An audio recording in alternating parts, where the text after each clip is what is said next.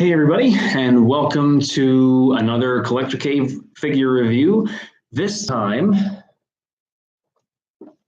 I'm going to be reviewing the Marvel Legends Build-A-Figure series Dr. Carl Lykos, aka Marvel's Sauron,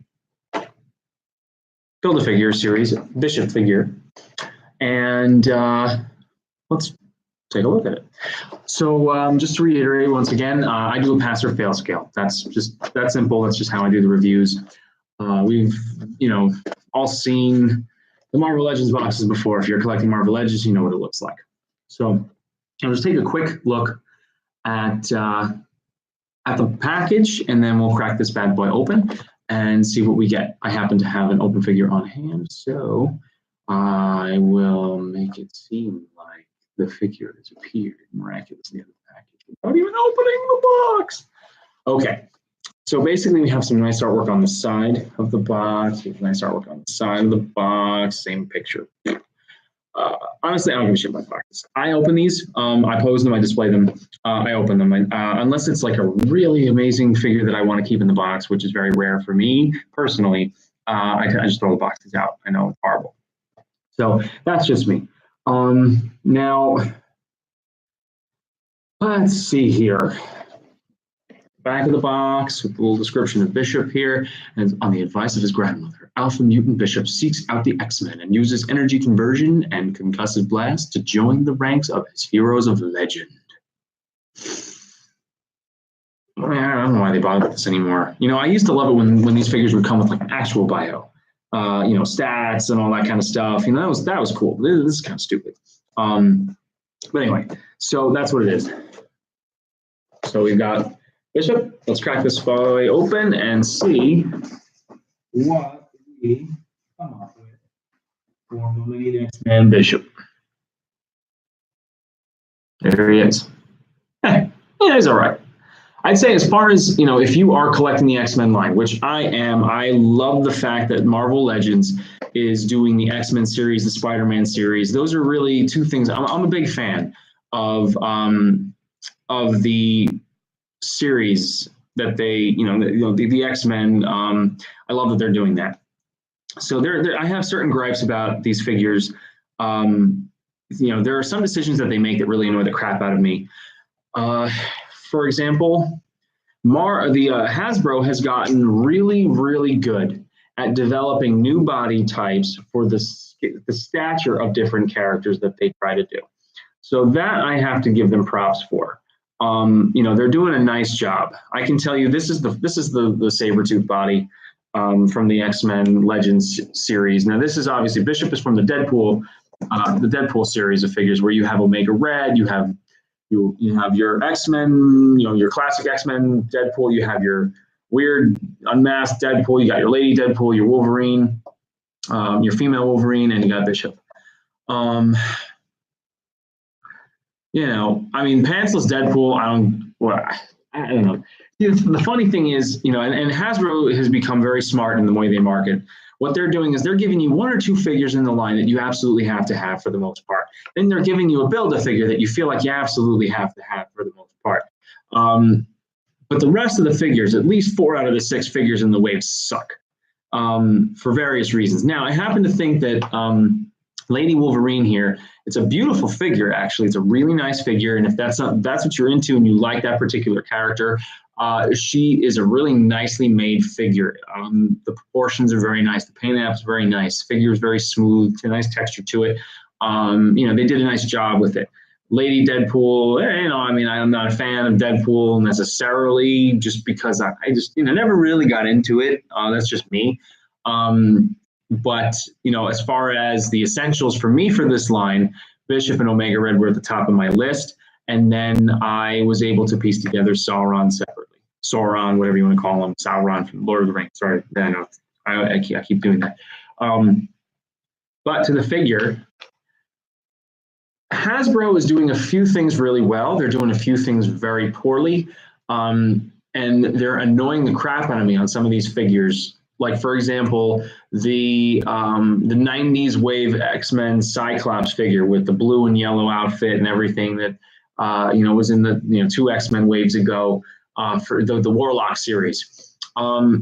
They put these costume accents on as separate plastic pieces, which are fine, but then they don't glue them in place and they slip and fall all over the place. It annoys the crap out of me. As far as Cyclops goes, he's an essential for the collection for the X-Men line for me. So while I absolutely recommend buying the figure or getting your hands on one if you don't have it to add to your collection, unless you can customize one yourself, which a lot of you guys are very talented and can do that. I give it a total fail because of those stupid little pieces, those little belts that go on his boots and on his thighs, and it's driving me crazy. Just glue it on, please glue it, Hasbro. Come on. Anyway, back to Bishop. So his chest is really beefy. He's a big dude. Bishop is a big dude. He always struck me as a very large scale, large in stature type of a character. So I think they did a really nice job with this. If you kind of get a little close, you can see paint apps are decent. They didn't really slip on the eyes. The eyes are kind of a silver, which is really nice. I know you can't really see that with the camera, but they are nice. There's like a silver applique on the eyes, which gives him a really interesting look. It wouldn't do the same effect if it was flat white. So I like that they did a silver to give it a little reflective surface to make it look like energy, kind of, that's a nice touch. So bravo on that. Then he's got his little patch here, but now this is what I'm talking about. That drives me crazy. Please, Hasbro. It's a cuff, right? You're supposed to hide the blue line. There's a blue line. If you guys can see that, that's what's supposed to be hidden by this yellow piece of accessory plastic here. Glue it on. Just put a little glue on it. Come on. I mean, you can't tell me you can't glue that on and have it stay there. I mean, what do I got to do that myself for? That's what annoys the crap out of me about this figure. So, it just reminds me of Cyclops. Also, just, the belts and whatnot, they move a little too much. I wish that they would have the belt glued in place on the pelvis joint. Now, what's nice is here you've got a swivel at the pelvis here. You have great ab crunch because, let's face it, the Marvel Legends really do a nice job with all the various crunching, and I like the clicking. They have that little extra joint stay, so you can get some dynamic poses. Legs can tend to be a little on the loose side, but you get your mostly 90 degree, and you get your about 45 degree tilt back here. You're not really supposed to bend the legs back like that. That's just unnatural. But he can sit on his butt basically. So not bad. He's got his double jointed knees. The boots are a little weak. It's just sort of like the pants stop at the boots.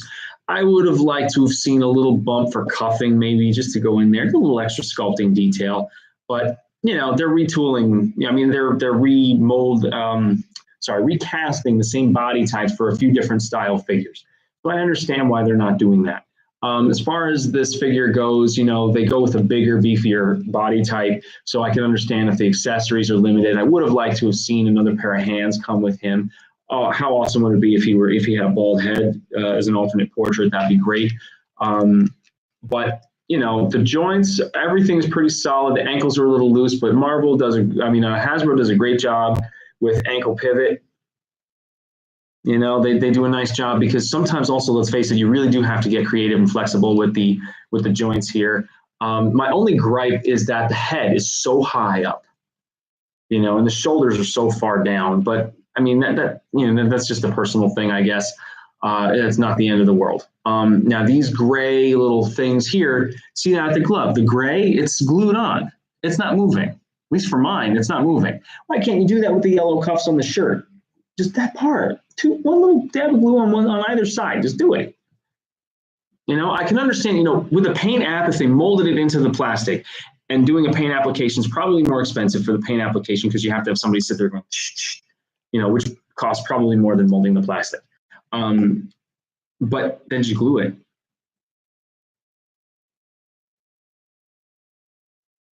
Just glue it. Now, he comes with his gun, which my biggest gripe about this part is, while I understand that, someone's a lefty and someone's a righty, and you're posing the gun and whatnot, That sucks because, and I'll tell you why. Why does it suck? Why do you ask? It sucks because you don't have an open hand to hold this part of the gun, the cocking mechanism here. You don't have a hand to hold that part. This, I guess you might be able to. Yeah, I guess you can get away with it, but it doesn't look right because the trigger hand is both hands. Both hands are the trigger hand. So that kind of like, I don't know, that bothers me that it's not a different hand. You have the two of the same. And I guess, you know, it might be fine,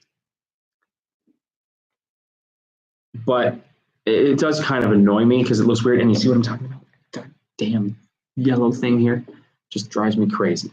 All right. Now, as far as a pose goes, you know, that's pretty cool. But the ankles are a little loose. So you just have to play with it a little bit. Now, the table here is very slippery. But for the most part, I mean, that's not bad. You know, you get a nice little pose here. A little sticky tack on your shelf will do away with that problem. You know, it just should stay up fine. Or if you have an action figure stand that you'd like to use, something like that. I mean, this is pretty. This is a pretty cool, pretty cool pose. But as far as the shoulder joints go, so the shoulders. Now, this is one thing where I think Marvel could, I keep saying Marvel, Hasbro can probably do a little bit better job or make some better decisions as far as the shoulder joints go. What I'm going to do here is just to give you a little glimpse. I'm going to take the gun off, and I'm going to see if I'm going to pull off the holster area thing here. Now, for one thing, the gun fits into the holster. It's too big. The holster's too big. It's floppy. That bothers me. Yeah, they could have molded it more specifically to the gun. I know there's shrinkage in the plastic, and they have to be concerned about that, but it's too floppy. You know, they could have made it a little tighter fit. As far as the holster goes, you know, I think they're reusing this from like it looks like they're reusing the vest and everything from the Hydra soldier pack or whatever. All right, so as you can see, so here we go. We've got Bishop sorry about that. All right. So here you got the shoulders, right? Now, for example, and I'm going to be doing an Omega Red figure review next. So you'll be able to see the differences. And then I'll hold them up side by side. But on Omega Red, he has butterfly joints in his torso, which makes him, I don't know, it adds so much dynamic posing ability to the figure. It's a little weak with the way they have the shoulders. They should have given him the butterfly. There's no reason they couldn't. Even with the holster thing, you know, they could have given him the butterfly here.